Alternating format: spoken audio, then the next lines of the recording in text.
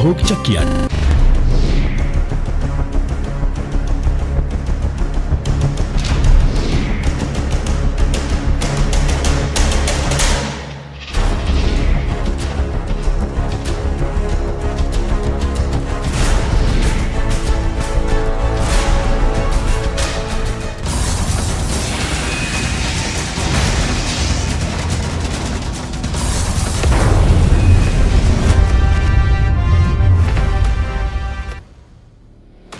अभिवादन स्वीकार कीजिए ब्रजेश मिश्रा का और आप देखना शुरू कर चुके हैं द डिबेट। बहनों भाइयों, चुनाव संपन्न हो चुके हैं, लेकिन अभी राजस्थान, मध्य प्रदेश और छत्तीसगढ़ को मुख्यमंत्री नहीं मिले हैं। तेलंगाना और मिजोरम के मुख्यमंत्री शपथ भी ले चुके हैं। आखिर इन तीन राज्यों में ये सस्पेंस क्यों है और कौन बनेगा चीफ मिनिस्टर फेस? इस सस्पेंशन के कारण क्या हैं, इस सस्पेंस के, और कब तक वहाँ पर मुख्यमंत्री चुने जाएंगे? क्या बीजेपी में कोई दुविधा है या फिर नया नेतृत्व इन तीन राज्यों में कमान संभालने वाला है? क्या पुराने दिग्गजों को साइडलाइन किया गया है और नए लोगों को मौका मिलेगा? जवाब हाँ भी हो सकता है, और आज की चर्चा इसी विषय पर। बहनों भाइयों, चुनाव संपन्न हो चुका है, 3 तारीख को मतगणना हो चुकी है, लेकिन अब तक 3 राज्यों में मुख्यमंत्री का चयन नहीं हो पाया है। बताया जा रहा है कि रविवार को राजस्थान और छत्तीसगढ़ और मध्य प्रदेश को में सोमवार को मुख्यमंत्री का ऐलान किया जा सकता है कि कौन चीफ मिनिस्टर बनेगा। ये बात स्पष्ट है कि थोड़ा वक्त लग रहा है, लेकिन भारतीय जनता पार्टी इस बार जो उसको मैसिव मैंडेट आया है वो बहुत फूंक कर कदम रख रही है, और ये देखना होगा कि पुराने दिग्गजों को मौका मिलता है या नहीं।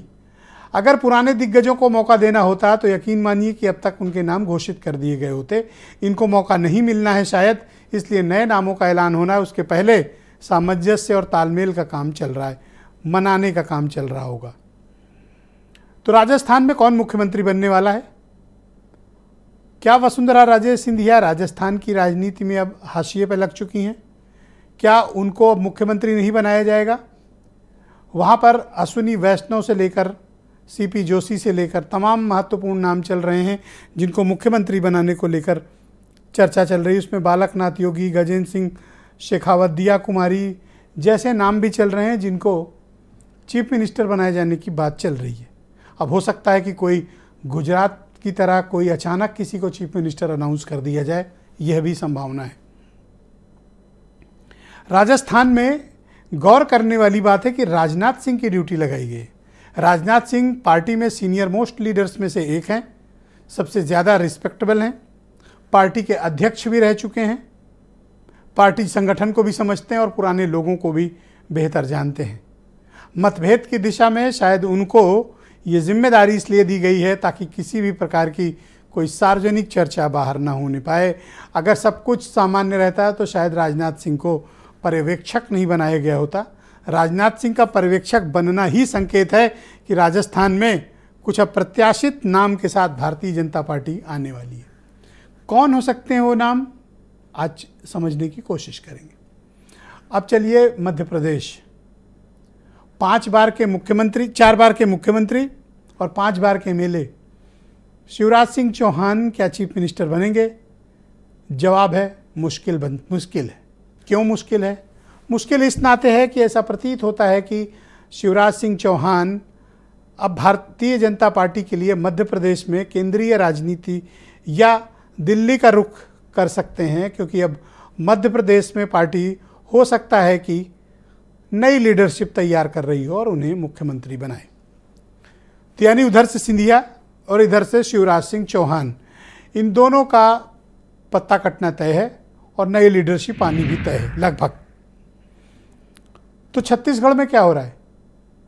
छत्तीसगढ़ में क्या रमन सिंह को चीफ मिनिस्टर बनाया जाएगा? जवाब है बहुत मुश्किल। जिस दौर से चौहान और सिंधिया गुजर रही हैं, उसी दौर से रमन सिंह भी गुजर रहे हैं। और उसके पहले मध्य प्रदेश, प्रहलाद पटेल, नरेंद्र सिंह तोमर, खुद शिवराज चौहान और भी तमाम नाम हैं जो चर्चा में हैं, और जिनमें सर्वाधिक चर्चा हो रही है वो ज्योतिरादित्य सिंधिया की हो रही है कि ज्योतिरादित्य सिंधिया को चीफ मिनिस्टर बनाया जा सकता है। बहनों भाइयों, चुनाव के प्रचार के दौरान मोदी जी ग्वालियर आए थे सिंधिया जी के प्रोग्राम में, और उन्होंने कहा था कि ज्योतिरादित्य सिंधिया गुजरात के दामाद हैं। संकेत इस बात का है कि शायद सिंधिया जी को चीफ मिनिस्टर बनाया जा सकता है। रमन सिंह छत्तीसगढ़ में बनेंगे, संभावना कम है। वहाँ कोई आदिवासी चेहरा, कोई महिला फेस को भी बनाने की चर्चा चल रही है। यानी कि रमन सिंह, चौहान और सिंधिया, इन तीनों के चीफ मिनिस्टर बनने की पॉसिबिलिटी बहुत कम है और बीजेपी बहुत केयरफुली अपने पत्ते को आगे बढ़ा रही है। कोई पार्टी के भीतर अभी इस स्थिति में नहीं है कि मोदी और शाह के फैसलों को चुनौती दे सके। तो क्या नाम तय हो चुके हैं? जो पर्यवेक्षक बने हैं, क्या उन्हें नाम पता है? शायद नहीं पता, ऐन वक्त पर बताया जाएगा। तो हम आज इस डिबेट में ये चर्चा करेंगे कि संभावना किसकी प्रबल है और कौन इन 3 राज्यों में चीफ मिनिस्टर बन सकते हैं। कुछ बयान सुने, फिर आज की परिचर्चा को हम आगे बढ़ाएंगे। देखेंगे, सही बात है कि हम 3 राज्यों में जहाँ पे विपक्ष दल अनेक अफवाहें फैलाने का काम कर रहा था, आज देश की जनता ने इन 5 राज्यों के चुनाव के माध्यम से बता दिया है कि पूरा देश मोदी जी के साथ है। 3 राज्यों में हम पूर्ण बहुमत की सरकार लाए हैं। हमने कहीं ना कहीं तेलंगाना में, जहां हम 1 थे, 2 थे, और हम आज 8 पर खड़े हुए और एक विपक्षी दल की तरह नाते हमने लोगों के दिल में जगह बनाई है। 4 स्टेट के चुनाव के समय हुए, तीन स्टेट में अभी तक भाजपा की सरकार बन जानी चाहिए थी, अभी तक नहीं बन रही है। वहाँ रिजॉर्ट पॉलिटिक्स चल रही है और वहाँ पर तोड़ फोड़ और समझाने की पॉलिटिक्स चल रही है। हमारे यहाँ देखिए, तुरंत निर्णय हुआ, रेवंत रेड्डी सीएम बने और उनके साथ 11 कैबिनेट तुरंत पास हुआ, सब लोग शपथ लिए। तो हम साफ सुथरा काम करते हैं कांग्रेस को लोग। इनकी तरह भी पर्यवेक्षक नियुक्त करना, रिजॉर्ट पॉलिटिक्स करना और तोड़फोड़ करना, कौन से समीकरण कहाँ बैठाए जाए, ये उनका काम करने का तरीका है। इसलिए आप देखिए, ये सारी चीज़ें चल रही हैं, रिजॉर्ट पॉलिटिक्स। बहनों भाइयों, परिचर्चा को आगे बढ़ाते हैं। मेरे साथ आलोक वर्मा बीजेपी के प्रवक्ता हैं, सुरेंद्र राजपूत कांग्रेस के प्रवक्ता हैं, ब्रजेश शुक्ला जी जाने माने पत्रकार, मयंक चतुर्वेदी जी मुझे छत्तीसगढ़ की राजधानी रायपुर से ज्वाइन कर रहे हैं। इन्होंने मुझसे मेरे साथ एक डिबेट में ही कहा था कि बहुत चौंकाने वाला कांड होने जा रहा है और एब्सोल्युटली वही चौंकाने वाला कांड हुआ। नवीन जायसवाल जाने माने पत्रकार हैं और राजनीतिक मामलों के विशेषज्ञ हैं, मुझे जयपुर से ज्वाइन कर रहे हैं, और वीरेंद्र सिंह जी हमारे स्टेट हेड। आप सबका शुक्रिया और धन्यवाद मेरे साथ इस परिचर्चा का हिस्सा बनने के लिए। सबसे पहले मैं रुख करता हूं मयंक चतुर्वेदी का, छत्तीसगढ़ की राजधानी रायपुर से जुड़े हैं। तो ये तो चतुर्वेदी जी, वाकई में ये तो फैसला बड़ा चौंकाने वाला था। उस दिन आप बार बार कह रहे थे, लेकिन हम लोग डिकोड नहीं कर पा रहे थे, ये कैसे ऐसे हो गया? देखिए, जब हम लोग फील्ड पर जा रहे थे तो बहुत सारे ऐसे संकेत मिल रहे थे कि कांग्रेस की सरकार का आना मुश्किल है। क्योंकि बहुत सारे सर्वे कांग्रेस के तरफ जा रहे थे, तो हम लोगों को ये लग रहा था कहीं ऐसा नहीं हो कि हम लोग गलत साबित हों। तो इस चक्कर में हम लोग बहुत कुछ बोलने की स्थिति में नहीं थे, लेकिन हकीकत यही थी। पिछली बार की डिबेट में भी हमने आपसे ये कहा था कि चौंकाने वाले परिणाम आएंगे और बीजेपी बहुमत से आ जाए तो भी कोई अतिशयोक्ति नहीं होगी। नहीं, जो चौंके हैं उनको भी पता नहीं था कि इतना चौंकना है। नहीं, ये बात तो हकीकत है कि वो जो चौंके है ना, वो उनको भी अनुमान नहीं था कि इतनी ज्यादा सीटें आएंगी। लेकिन हाँ, एक बार रमन सिंह जी ने अपने एक बयान में कहा था, वो बड़े कॉन्फिडेंटली कहा था कि वो 55 से 60 सीटों के बीच में वो सीटें हासिल करेंगे छत्तीसगढ़ में। तो उनका एक कॉन्फिडेंस लेवल अच्छा था। हमको लगता है कि उन्होंने ज्यादा। अच्छा, आपने तो चलिए परिणाम की घोषणा कर दी थी पहले ही, अब आप मुझे चीफ मिनिस्टर का नाम बता दीजिए। मैं इनमें से किसी को नहीं बताऊंगा, आप मुझे बता दीजिए। नहीं, ऐसा नहीं है कि हमको चीफ मिनिस्टर का नाम मालूम है। देखिए, बीजेपी का एक तरीका रहा है काम करने का, वो हमेशा से ही जो है आपको शॉक्ड करती है या एक तरीके से सरप्राइज देती है। सारे मामलों में, टिकट वितरण के मामले में भी उसने ऐसा ही किया। क्योंकि कुछ लोग तो जो पुराने भाजपाई थे उनका तो टिकट मिला, जो नए लोग जो जिनको टिकट मिला था उसमें अधिकतर लोग ऐसे थे जिनको टिकट मिलने की संभावना किसी ने जताई नहीं थी। तो सरप्राइज एलिमेंट कौन हो सकता है? अरुण साव, विष्णुदेव, ओपी चौधरी, या कोई एक, मैंने सुना है कोई दिग्गज महिला नेता हैं, उनको भी आगे लाया जा सकता है। Is it true? हाँ, रेणुका सिंह जी हैं, वो आदिवासी चेहरा है और बड़ी तेजतर्रार नेता भी हैं। लेकिन हम लोगों को जैसा लग रहा है कि इसमें रमन सिंह को प्राथमिकता दी जाएगी, भले ही उनसे बाद में या मिड टर्म में या कुछ महीने बाद वो पद को छोड़ दें, ऐसी संभावना लग रही है। उसके बाद ओपी चौधरी जी को मौका दिया जा सकता है, क्योंकि पिछले रायगढ़ के जब उन्होंने शाह जी ने अपनी सभा की थी, तो सभा के दौरान कहा भी था कि अगर इनको जिता देते हैं आप तो इनको हम बड़ा आदमी बना देंगे। तो उस बड़े आदमी बना देने के पीछे एक मंतव्य हो सकता है कि या तो सीएम या डिप्टी सीएम। तो ओपी चौधरी भी हो सकते हैं। रामविचार नेताम भी एक बड़ा नाम है, रमन सरकार में कैबिनेट मंत्री भी रहे हैं, वो राज्यसभा से सदस्य भी रहे हैं रामविचार नेताम जी। उनको लेकर के भी चर्चा है कि वो भी बन सकते हैं। क्या बिल्कुल नई कैबिनेट होगी और बिल्कुल नए चेहरे लाए जा रहे हैं, ऐसा चल रहा है जैसा गुजरात मॉडल था? बिल्कुल ऐसा ही लगभग प्रतीत हो रहा है कि बिल्कुल सारी चीजें नई हो सकती हैं।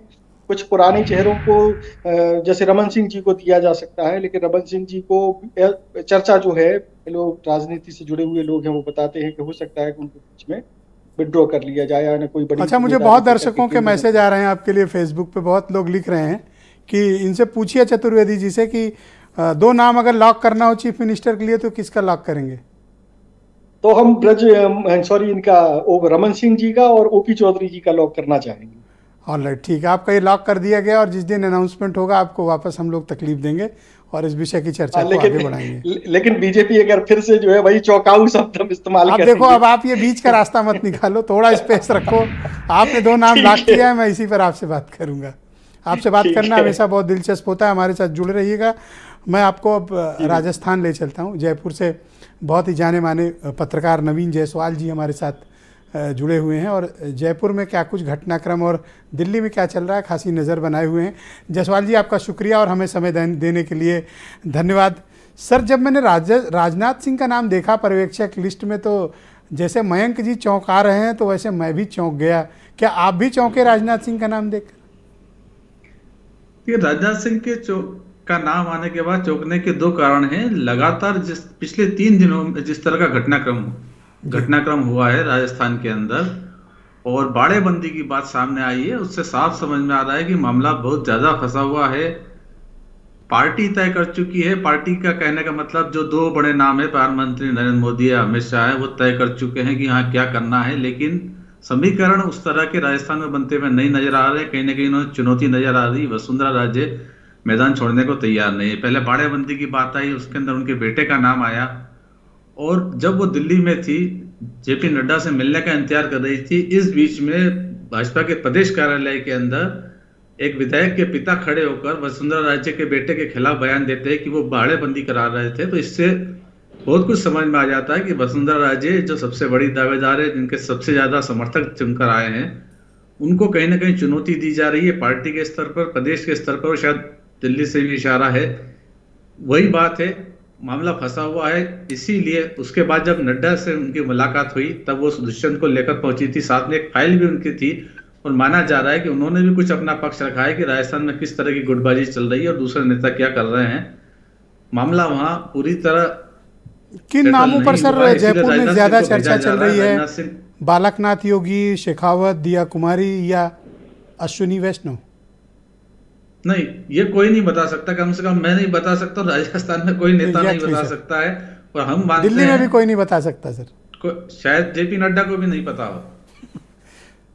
क्या राजनाथ सिंह को तो पता होगा? राजनाथ, आप जिस तरह का सिस्टम, मुझे नहीं लगता राजनाथ सिंह को पता होगा। राजनाथ सिंह एक सहमति बनाने जरूर आए हैं और वो सबसे बड़ी बात है कि वसुंधरा राजे से उनके संबंध भी बहुत अच्छे रहे हैं। पहले भी जब भाजपा में संकट हुआ था राजस्थान में, तब राजनाथ सिंह ने उनसे बात की थी और पार्टी के अध्यक्ष रहे हैं। तो आप समझ सकते हैं कि यहाँ मामला उलझा हुआ है, इसलिए राजनाथ सिंह को भेजा गया है। आप क्या देख पा रहे हैं कि क्या वसुंधरा राजे का अब राजस्थान की राजनीति में प्रादेशिक स्तर पर द एंड होने की बात आ रही है? मंशा यही नजर आती है आलाकमान की। उनको यहाँ से राजस्थान से कोई नया चेहरा लाया जाए वसुंधरा की जगह। अगर उन्हें बनाया जाना होता तो अभी तक बनाया जा चुका होता। इतना लंबा वक्त इंतजार करने का नहीं लगता और राजनाथ सिंह आके वही सहमति बनाने की कोशिश करेंगे। इन केस अगर वो नहीं बनी, जैसे जिसकी संभावना प्रबल है, उनके पास विकल्प क्या होगा? ये पार्टी का बहुत सारे नाम चल रहे हैं, मगर जिस तरह से प्रधानमंत्री नरेंद्र मोदी का तरीका रहा है, हमेशा चौंकाने वाला नाम निकलता है, कोई ऐसा नाम निकलता है जिसपे शायद चर्चा भी नहीं हुई, पर पिछले 5 दिनों में बहुत चर्चा हो चुकी है और अभी भी 1 दर्जन से ज्यादा नाम सामने आ चुके हैं। तो आप अंदाज नहीं लगा सकते कि वो क्या नाम हो सकता है। उसमें गजेंद्र सिंह शेखावत का नाम भी है, राजेंद्र राठौड़, माफ कीजिए, राज्यवर्धन राठौड़ का नाम भी है, दिया कुमारी भी है, अश्विनी वैष्णव भी है, बाबा बालकनाथ भी है, सब तरह के, महिला भी है, ओबीसी भी है, अपर कास्ट भी है, सब तरह के नाम चल रहे हैं। मगर आप कुछ नहीं कह सकते कि प्रधानमंत्री नरेंद्र मोदी अमित शाह की तरफ से क्या नाम दिया गया होगा। अगर मैं आपसे कहूं कि आपको अगर 2 नाम लॉक करने हो अपने अनुभव के आधार पर, तो आप किसे करना चाहेंगे? देखिए, दो नाम लॉक करने की बात है तो मैं सिर्फ यही कहूंगा कि जिन दो लोगों को पता है उन्हीं के नाम आप लॉक कर दीजिए, बाकी नाम लॉक नहीं किए जा सकते। प्रधानमंत्री नरेंद्र मोदी, अमित शाह।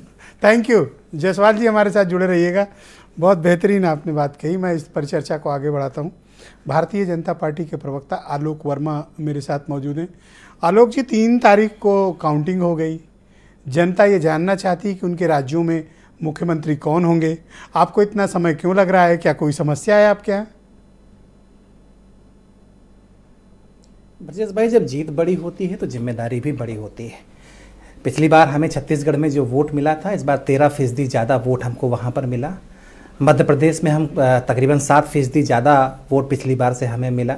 मध्य प्रदेश में भी 3% से ज़्यादा हमें वोट दूसरे पिछली बार जो मिला था उससे मिला।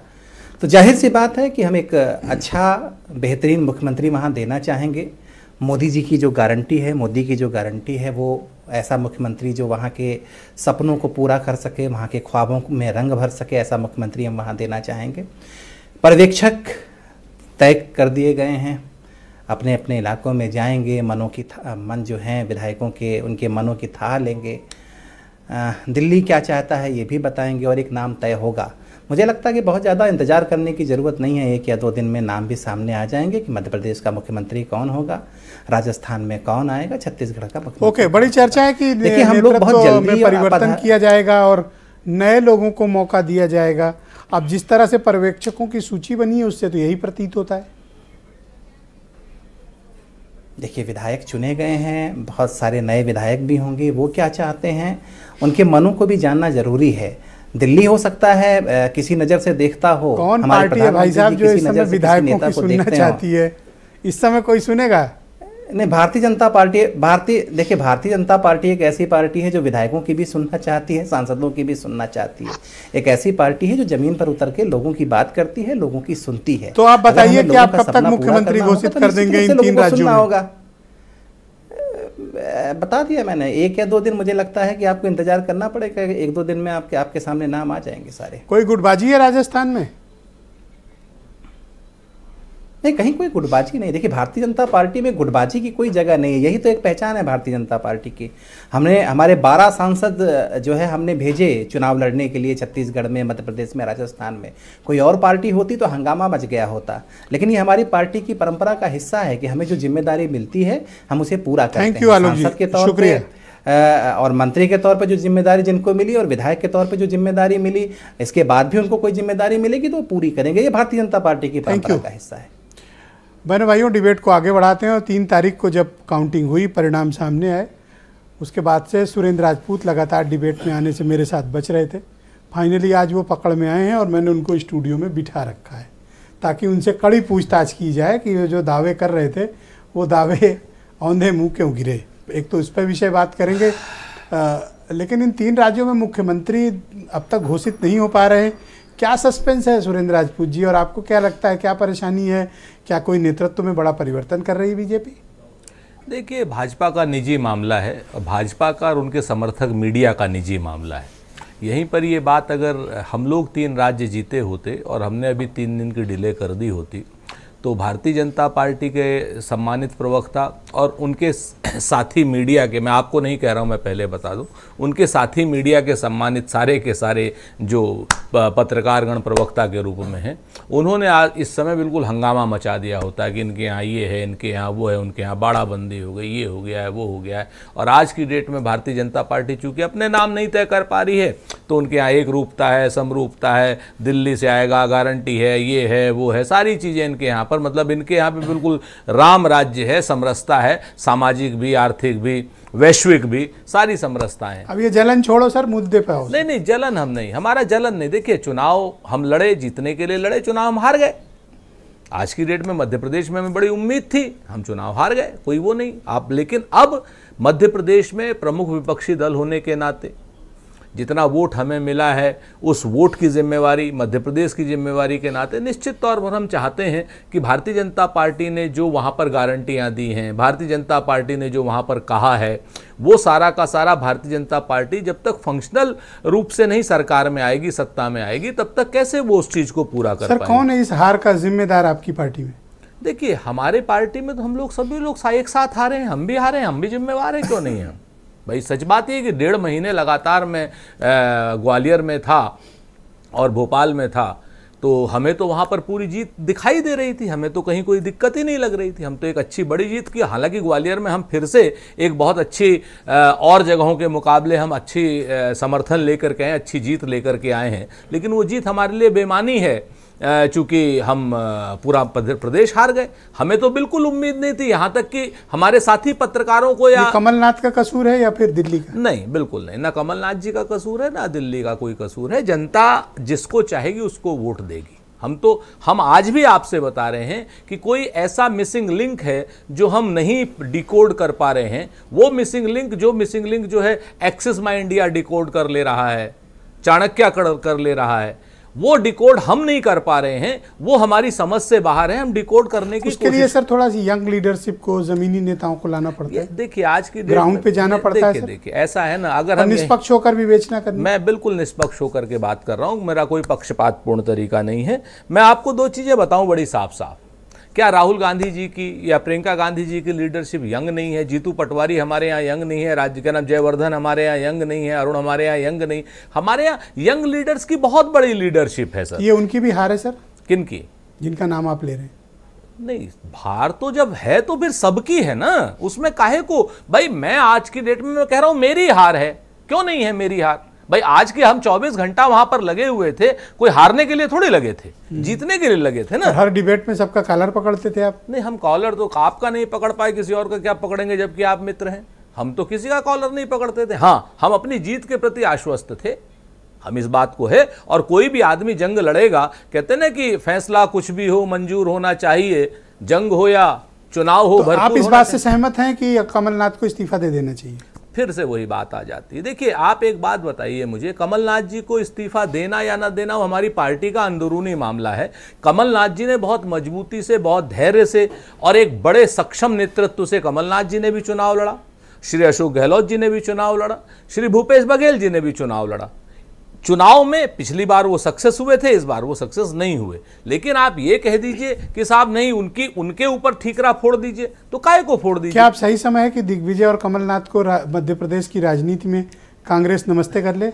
ये आप लोगों की निर्मम मीमांसा है और इस मीमांसा से मैं कतई सहमत नहीं होता। हम लोग भारतीय जनता पार्टी नहीं है कि जो हम जहां पर भी हम किसी को मार्गदर्शक मंडल में भेजने की बात करें कि नहीं साहब हम तो सामाजिक समरसता की, हम नई लीडरशिप लाना चाहते हैं। हमारे यहाँ अतीत की नींव पर भविष्य का निर्माण होता है। सर मयंक जी मुझे एक डिबेट में बता रहे थे कि छत्तीसगढ़ में जी कांग्रेस का मतलब भूपेश बघेल और भूपेश बघेल का मतलब कांग्रेस। जी, ये उन मयंक जी का अपना वो निजी मत हो सकता है। भूपेश बघेल जी हमारे संगठन के भी प्रभारी थे, अध्यक्ष थे वहाँ पर, और उन्होंने चाहे ताम्रध्वज स्वाहू साहब हों, चाहे बड़े बाबा साहब हों, क्या नाम के सिंहदेव साहब जो हों, तो ये इन सब लोगों ने हमारी क्या नाम टी.एस. सिंहदेव साहब, तो हमारे बड़े बाबा सभी लोग हमारे कांग्रेस के एक बहुत मजबूत वो थे। पहले महेंद्र कर्मा जी थे, चरण शुक्ला जी थे। ऐसा नहीं है ये भूपेश बघेल की वजह से हारे आप लोग या कांग्रेस की नीतियों को जनता ने पसंद नहीं किया? बिल्कुल नहीं, हम कतई क्यों भूपेश बघेल जी की वजह से हारे। 5 साल उन्होंने सक्षम तरीके से सरकार चलाई है। आप इस चीज को देखिए कि उनकी सरकार में बेरोजगारी की दर मिनिमम थी, उनकी सरकार में धान जो है 2,500 रुपए क्विंटल खरीदा गया।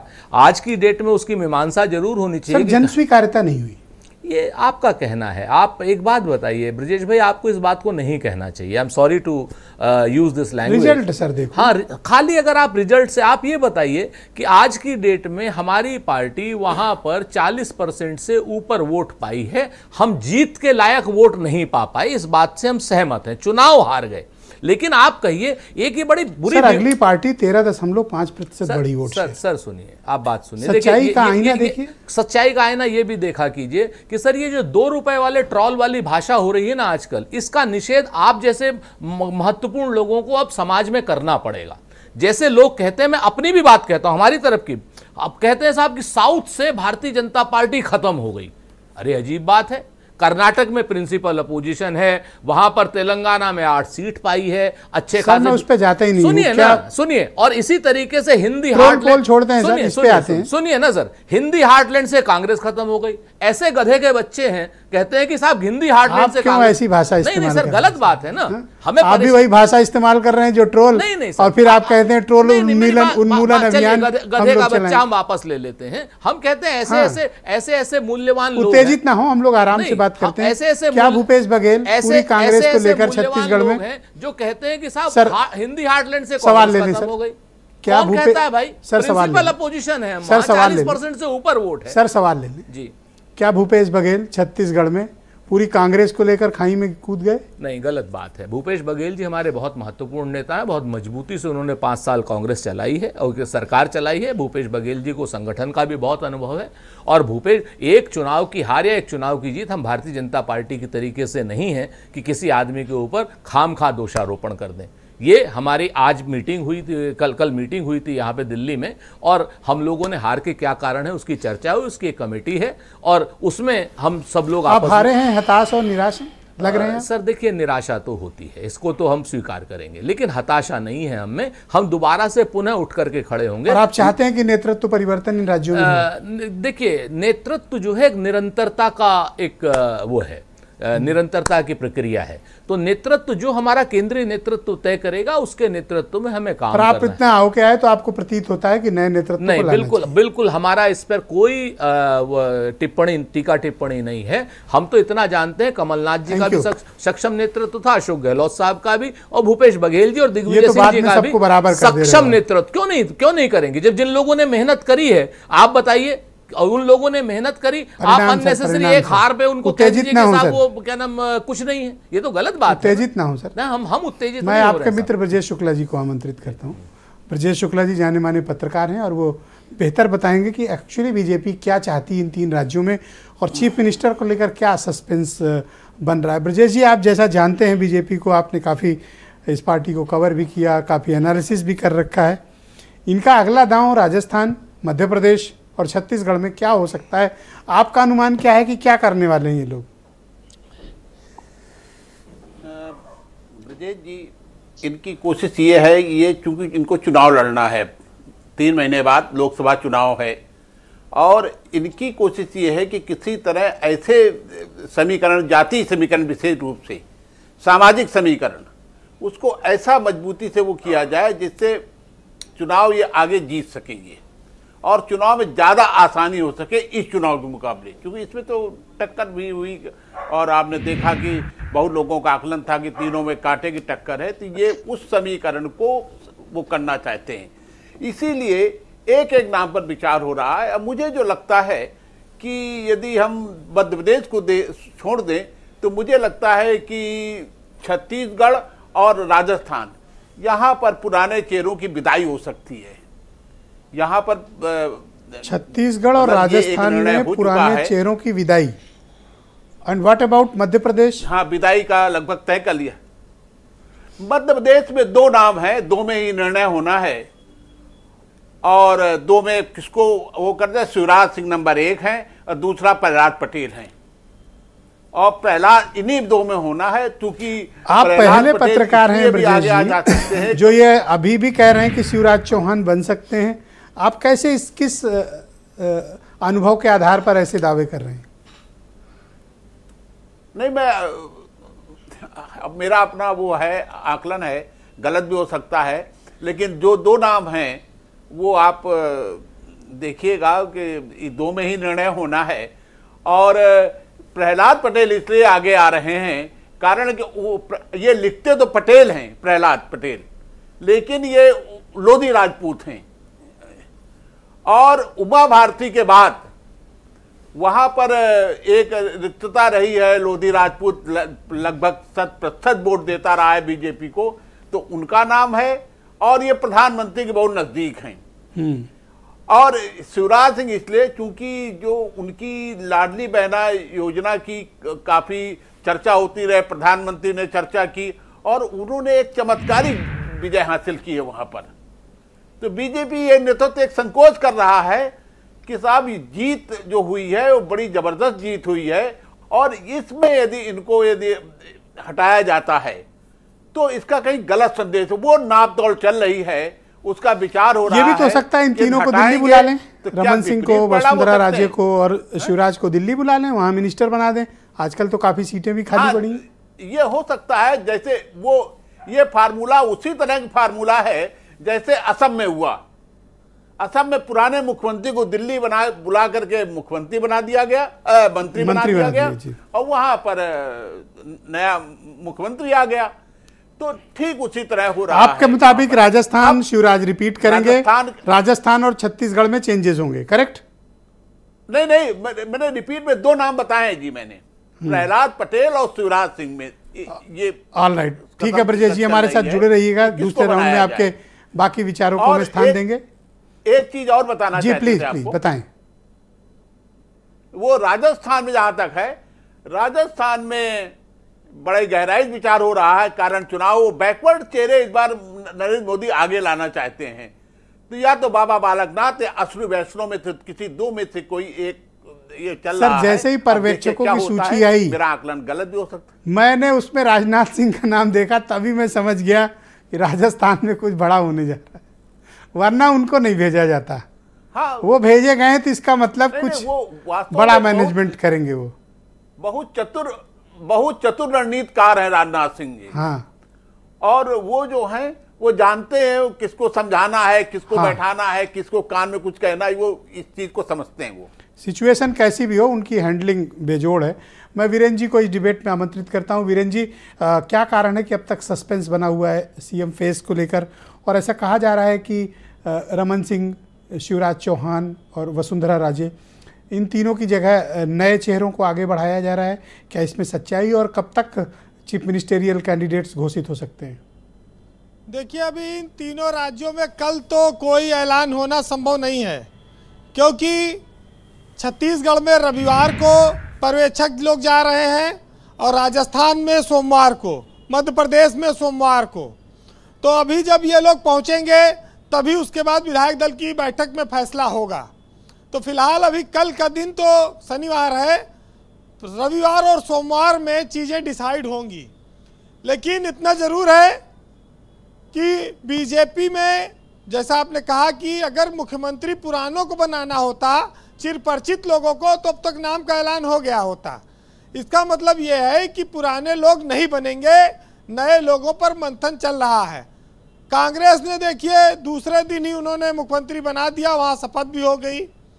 भाजपा में टाइम इसीलिए लग रहा है कि बदलाव होगा, और ये जो केंद्रीय मंत्रियों और सांसदों ने इस्तीफा दिया है, ये विधायक बने हैं, इनका भी अगर ये मुख्यमंत्री इनमें से नहीं बनता है तो डिप्टी सीएम और मंत्री तो ये बनेंगे।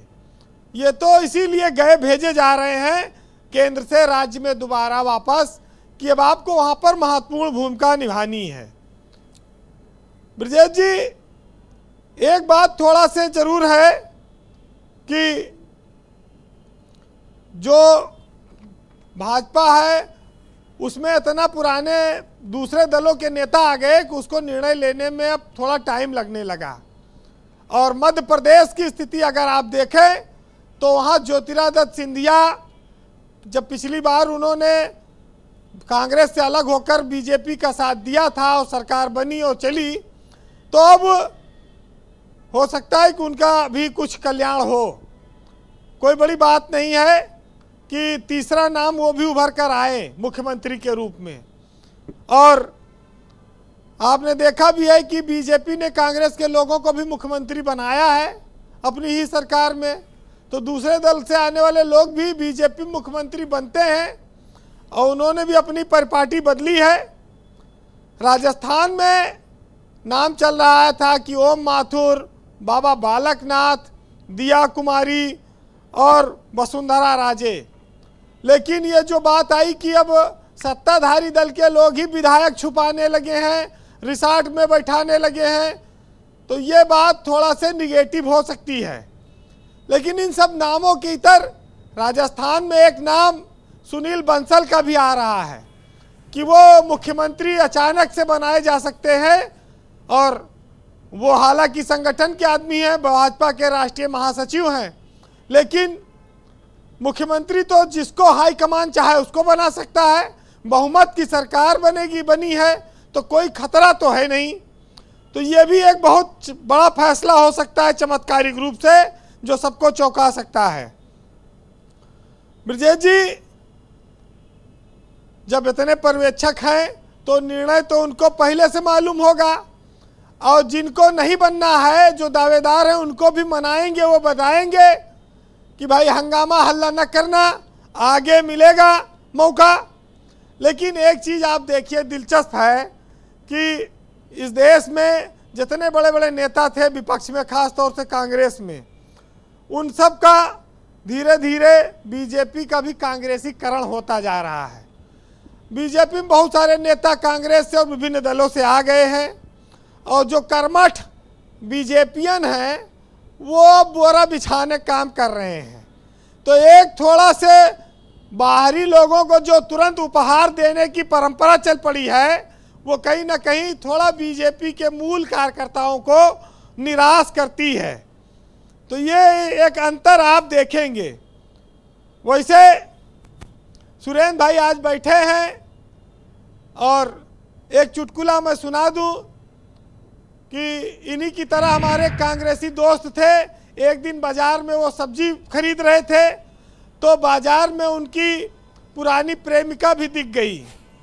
तो उनके साथ एक बच्चा था, तो मैडम ने बच्चे से कहा, बेटा सामने मामा हैं, इनको नमस्ते करो। तो बच्चे ने माँ की ओर देखा, मजबूरी में नमस्ते किया, लेकिन मामा जाते ही सवाल किया कि मम्मी इतना तो आपने बाजार में आलू भी नहीं गिना जितना अब तक आपने मामा गिनवा दिए। तो मामाओं का बड़ा रोल है। तो इसी तरह से है सब हालात सियासत की। बहरहाल बच्चे बहुत होशियार हैं आज के ज़माने में, और जनता भी होशियार है, पार्टियां भी होशियार है। तो आपको देख कर लगता है वीरेंद्र जी कि आप होशियारी क्या है, मतलब तो आपको देख के लगता है। बहरहाल सुनिएगा, मुनव्वर राना साहब ने बहुत मशहूर शेर लिखा है कि दरबार में जब ओहदों के लिए पैरों में अना गिर जाती है, कौमों के सिर झुक जाते हैं, चकरा के हया गिर जाती है। और अब तक तो हमारी आंखों ने बस दो ही मंजर देखे हैं, या कौम के रहबर गिरते हैं या लोकसभा गिर जाती है। बहुत शुक्रिया वीरेंद्र जी, आपका बहुत बहुत धन्यवाद ग्राउंड जीरो से अपने इनपुट, फीडबैक और ऑब्जर्वेशन हमें उपलब्ध कराने के लिए। बहनों भाइयों, 3 राज्य में हम आज इस बात पर चर्चा कर रहे हैं कि चीफ मिनिस्टर कौन होगा। परिणाम आए, 3 तारीख को परिणाम आ चुके हैं, और अब तक राजस्थान, मध्य प्रदेश और छत्तीसगढ़ में चीफ मिनिस्टर का अनाउंस होना है कि कौन यहाँ पर मुख्यमंत्री बनेगा। स्थापित चेहरों को किनारे करके नए लोगों को कमान देने की चर्चा चल रही है। मयंक चतुर्वेदी हमारे साथ मौजूद हैं रायपुर से। वो बताएंगे कि सुरेंद्र राजपूत जो कांग्रेस के प्रवक्ता हैं, वो जैसे क्लेम कर रहे थे, उन क्लेम में कितनी सच्चाई है, और अगर कांग्रेस की नीतियां, उसके कार्य और भूपेश बघेल की नीतियां और उनकी योजनाएं चली होती तो बीजेपी 13% वोट शेयर ज़्यादा कैसे पाती। मयंक जी।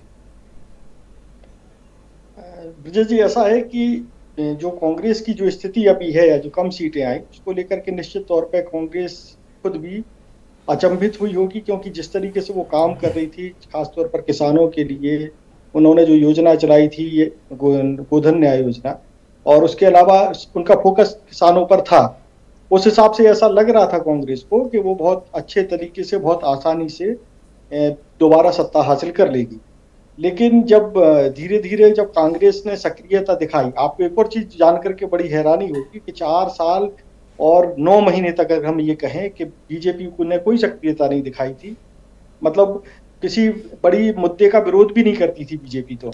लेकिन पिछले 3 महीनों में, चुनाव के 3-4 महीने पहले जो इस तरीके से बीजेपी सक्रिय हुई, उसने कांग्रेस की जितनी योजनाएं थी या जितने सपने थे उन पर पानी फेर दिया। उसमें सबसे बड़ी वजह ये भी लगती है हमको कि जो नरेंद्र मोदी जी ने जो हिंदुत्व की बात कही, या जो बहुत छोटे छोटे मुद्दे भी छत्तीसगढ़ में हैं, जैसे रोहिंग्याओं का मामला यहाँ बड़ा मुद्दा है। छत्तीसगढ़ में आदिवासी कम्युनिटी इतनी बड़ी तादाद में बीजेपी से कैसे जुड़ी? नहीं, उसका कारण यही तो बता रहे हैं कि जिस तरीके से जी हाँ, आप बोले प्लीज। जी, ग्रामीण क्षेत्रों में क्या है कि बड़ी पैमाने पर अचानक से वर्ग विशेष के लोगों का जो है आना शुरू हुआ है, वो वहाँ रह रहे हैं। तो ग्रामीण क्षेत्रों में एक माहौल ये बन रहा है कि रोहिंग्या आकर के बस रहे हैं, दूसरा सबसे बड़ी चीज जो आदिवासियों को लेकर के है कि धर्म परिवर्तन बड़ा मुद्दा था। जैसे बस्तर क्षेत्र में जो धर्मांतरण हो रहा है उसको लेकर के पिछले समय में खूब विवाद हुए, उसको लेकर के बीजेपी ने खूब उसको भुनाया है और कायदे से भुनाया है। तो कुछ ऐसे छोटे भूपेश बघेल का राजनीतिक भविष्य आप क्या देखते हैं? देखिए, एक बात बहुत ही स्पष्ट है कि भूपेश बघेल जी बहुत कद्दावर नेता है। उनके अंदर नेतृत्व की क्षमता भी है और संगठन की भी क्षमता है। तो अगर उनको, और वो हार नहीं मानते, एक सबसे बड़ा प्लस पॉइंट उनका ये है, वो हारने वाले नेताओं में नहीं है। तो निश्चित तौर पर एक बार वो फिर से खड़े होंगे और पार्टी को खड़ा करने की कोशिश। ये भी तो हो सकता है कि आला कमान अब उन्हें किनारे लगा दे। नहीं, देखिए, ऐसा कर पाना बड़ा मुश्किल होगा। कांग्रेस की चरित्र को आप बहुत अच्छे से जानते हैं कि बहुत बड़े फैसले कांग्रेस में बड़ी आसानी से नहीं लिए जाते हैं, और भूपेश बघेल को कम आंकना या उनके कद को छोटा आंकना, ये हमको लगता है कि ठीक नहीं होगा। ऑलराइट, मैं इस पर चर्चा को आगे बढ़ाता हूँ। नवीन जायसवाल जी हमारे साथ जयपुर से मौजूद हैं। जायसवाल जी, आगे आप क्या देख रहे हैं? क्या भारतीय जनता पार्टी, अगर लीडरशिप चेंज भी होती है, इन केस मैं मान लेता हूं कि नए नेतृत्व को मौका मिलता है, तो जो पुराने और दिग्गज नेता हैं वो आने वाले वक्त में जनरल इलेक्शंस जो होंगे पार्लियामेंट के, उसमें क्या कुछ नुकसान भी पहुंचा सकते हैं बीजेपी के लिए? क्या कोई चिंता का कारण भी हो सकते हैं वो? देखिए, ये सवाल बार बार उठाया जाता रहा है कि लोकसभा चुनाव को देखते हुए बीजेपी तैयारी कर रही है और इसीलिए इतना वक्त ले रही है, मगर बड़ा नाम एक ही है, पूर्व मुख्यमंत्री वसुंधरा राजे का है। वसुंधरा राजे की तरफ से अभी तक भी कोई चुनौती खुले तौर पर नहीं दी गई है। मुझे नहीं लगता कि लोकसभा चुनाव के अंदर वसुंधरा राजे को नुकसान पहुंचाने की कोशिश करेंगे या नुकसान पहुंचाने की स्थिति होंगी। जब राजस्थान के अंदर उन्हें साइडलाइन करके प्रधानमंत्री नरेंद्र मोदी के चेहरे पर चुनाव लड़ा गया, उसके बावजूद अगर बीजेपी जीतती है तो लोकसभा चुनाव में मुद्दे भी अलग होंगे, चेहरा अलग होंगे और प्रधानमंत्री नरेंद्र मोदी के नाम पर वोट मांगे जाएंगे। तो वहां पर वसुंधरा राजे की कोई ऐसी भूमिका नजर मैं नहीं देखता हूं कि जो वो नुकसान पहुंचा सके। तो क्या आने वाले वक्त में ये माना जाए कि अब राजस्थान की राजनीति में उनका कोई बहुत से नहीं रहेगा? वसुंधरा राजे आज भी निर्विवाद रूप से राजस्थान के अंदर भाजपा की सबसे बड़ी नेता हैं। राजस्थान में उनके कद का कोई दूसरा नेता नहीं है जिसके पास पूरे प्रदेश के अंदर पहचान हो, हर क्षेत्र में उनके समर्थक है, हर गांव तक में उनको लोग जानते हैं। इतना बड़ा नेता राजस्थान में फिलहाल कोई भी नहीं है, तो वसुंधरा राजे को नजरअंदाज नहीं किया जा सकता है। इसीलिए मामला इतना समय से फंसा हुआ है कि मुख्यमंत्री पद का फैसला कैसे होगा। उनकी असहमति के बिना मुझे नहीं लगता कि बीजेपी कोई कदम उठाएगी और उनकी भूमिका लगातार बनी रहेगी। ऑलराइट से शुक्रिया। हम डिबेट को आगे बढ़ाते हैं। आलोक वर्मा भारतीय जनता पार्टी के प्रवक्ता हैं। ये राजस्थान को लेकर स्थिति स्पष्ट आपके यहाँ नहीं हो पा रही है, क्या वसुंधरा राजे को लेकर कोई समस्या है आपकी पार्टी में? नहीं ब्रजेश भाई, कोई समस्या नहीं है। निश्चित रूप से वसुंधरा जी एक बड़ी लीडर हैं भारतीय जनता पार्टी की, और उनको जो पर्यवेक्षक हमारे गए हैं उनको साथ लेकर के बैठेंगे, विधायकों के साथ बैठेंगे, आपसी मंथन होगा, चिंतन होगा, और जो सबसे अच्छा चेहरा होगा, बेहतर चेहरा होगा, राजस्थान को आगे बढ़ाने के लिए जो काम कर सकेगा, मोदी जी की गारंटी जो उन्होंने इलेक्शन के दौरान लगातार वादा किया है, मध्य प्रदेश से, छत्तीसगढ़ से, राजस्थान से, उसे पूरा करने वाला कौन सा नेता सबसे सक्षम होगा, मुझे लगता है कि वो 1-2 दिन में चुन लिया जाएगा। देखिए, भारतीय जनता पार्टी में कोई पद बहुत ज़्यादा मायने नहीं रखता। जो जिम्मेदारी जिसको मिलेगी, वसुंधरा राजे जी को जो जिम्मेदारी मिलेगी वो भी सहर्ष को स्वीकार करेंगी, और जो दूसरे किसी लीडर को जो जिम्मेदारी मिलेगी, जिसको मुख्यमंत्री बनाया जाएगा, वो भी पूरा करेगा। पर आप इस बात से सहमत हैं कि अब ये वक्त आ गया है दूसरे नए चेहरों को और नए लोगों को मौका मिलना चाहिए? देखिए, किसी भी पार्टी में दोनों बातें इंपॉर्टेंट हैं। पुराने चेहरे भी मायने रखते हैं, उनका अनुभव मायने रखता है, और नए चेहरों की और युवा खून को आगे बढ़ाने की परंपरा रही है। और मुझे लगता है कि जो पार्टी सतत प्रक्रिया में आगे बढ़ना चाहती है, तरक्की करना चाहती है, उसे नए लोगों के लिए भी उसमें स्थान होना चाहिए, पुराने लोगों को भी सम्मान मिलना चाहिए। और भारतीय जनता पार्टी में इस तरीके की परंपरा है। मन मर्जी के हिसाब से कोई फैसला नहीं होता। सामूहिक जीत हमारी राजस्थान में थी, सामूहिक जीत हमारी छत्तीसगढ़ में थी, सामूहिक जीत हमारी मध्य प्रदेश में थी, और निश्चित रूप से सबके साथ दर्शक फेसबुक पे लिख रहे हैं तो रास्ता निकल आएगा। आपसे पूछा जाए कि उत्तर प्रदेश में मंत्रिपरिषद विस्तार कब हो रहा है? मुझे लगता है कि वेट कीजिए, बंद मुट्ठी लाख की खुल गई तो खाक की, जहां इतने दिनों तक आपने अरे जिनके सामने खोलना है राजभर वो परेशान है ना, उनका भी तो कुछ निस्तारण करोगे? नहीं, मुझे लगता है कि आ जाएगा, सारी चीजें सामने आ जाएंगी। अरे लाख देश के लिए जो राजभर जी को पता चल जाए, बात जो भी काम होगा वो भी अपना प्रदेश के लिए, प्रदेश के लिए ब्रजेश भाई, प्रदेश की बेहतरी के लिए जो बेहतर होगा, जिस लीडर की जरूरत होगी, जिस पद पे जरूरत होगी, जिस दायित्व पे जरूरत होगी, उसको भारतीय जनता पार्टी राजभर जी के लिए जरूरत जैसे शब्द इस्तेमाल होंगे। मैं केवल राजभर जी की बात नहीं कर रहा हूं, मैं किसी भी नेता की बात कर रहा हूं, किसी भी लीडर की बात कर रहा हूं। जिस लीडर की जहां सबसे ज्यादा जरूरत पार्टी समझेगी, उत्तर प्रदेश को आगे बढ़ाने के लिए जिस लीडर की जरूरत जहां पर होगी, किसी की संगठन में जरूरत है, आगे बढ़ाने में जरूरत होती है, कोई सत्ता, अरे निश्चित रूप से शानदार नेता है हमारे साथ, वो मिनिस्टर के तौर पे रहे भी, उनको समाजवादी पार्टी अच्छी लग गई, कुछ दिन वो चले गए और जब उनको हकीकत पता चली तो वापस वो फिर Bharatiya Janata party. Thank you आलोक जी, शुक्रिया। तो मुझे लगता है डिबेट को आगे बढ़ाता हूं, इस तरीके के सभी नेताओं की जरूरत है। सुरेंद्र राजपूत मेरे साथ हैं, कांग्रेस के प्रवक्ता हैं। मयंक चतुर्वेदी तो कह रहे हैं कि भूपेश बघेल आपकी मजबूरी है, बिना भूपेश बघेल के आप छत्तीसगढ़ में चल ही नहीं सकते। ऐसा वो कह रहे हैं, मैं नहीं कह रहा हूँ। भूपेश बघेल जी हमारे बहुत बड़े सम्मानित नेता हैं, उन्हें हमारे सम्मानित नेता हैं। आप जैसे भी निर्मम मीमांसा कर लें, एक चुनाव की हार पर आप लोग बड़े कठोर शब्दों का इस्तेमाल करते हैं, वो मेरे ख्याल से उचित नहीं है। और आप लोग कर सकते हैं क्योंकि आप लोगों के पास अथॉरिटी है। हमारे वो एक सम्मानित नेता है, हमारे बड़ा नेतृत्व करता है। और खाली छत्तीसगढ़ में ही नहीं, मैं आपको फिर से बताऊं, छत्तीसगढ़ से बाहर भी वो अपने नेतृत्व का बहुत कद पाते हैं, सम्मान पाते हैं और कहीं ना कहीं हम लोगों के लिए बहुत मैंने देखा लोकसभा चुनाव में यूपी में काफी सक्रिय लगातार उन्होंने लोकसभा चुनाव काफी सक्रिय थे। हाँ, विधानसभा के चुनाव, लोकसभा में भी सक्रिय थे, 2% वोट आया, विधानसभा में भी थे। नहीं तो बाइपोलर इलेक्शन था ब्रजेश भाई। आप, मैंने कहा ना कि आप कितना हो कुछ कर लीजिए, आप कितनी भी बात कह लीजिए, हमारा संगठन, ये सब मयंक का किया हुआ है, मैं थोड़ी बोल रहा हूं, वही बोल रहे हैं, उनसे निपटो ना पहले। मयंक जी बहुत सम्मानित पत्रकार हैं। मैं इतना जरूर जानता हूं कि हमारे यहाँ पर जितने हमारे नेतृत्व करता हैं वो हमारे लिए एक आदर का भाव के पात्र हैं, सम्मान के भाव के पात्र हैं। उनके बगैर हम लोग कुछ नहीं हैं। बहुत साफ सी बात हम करते हैं, चुनाव में हार और चुनाव में जीत लगी रहती है, लेकिन चुनाव की एक हार की वजह, जैसे अब आप बताइए, बाबा हैं टीएस सिंहदेव साहब, इतने 64 वोट से चुनाव हार गए, 64 वोट से वो, और सरगुजा के आसपास के क्षेत्र में हम चुनाव हार गए।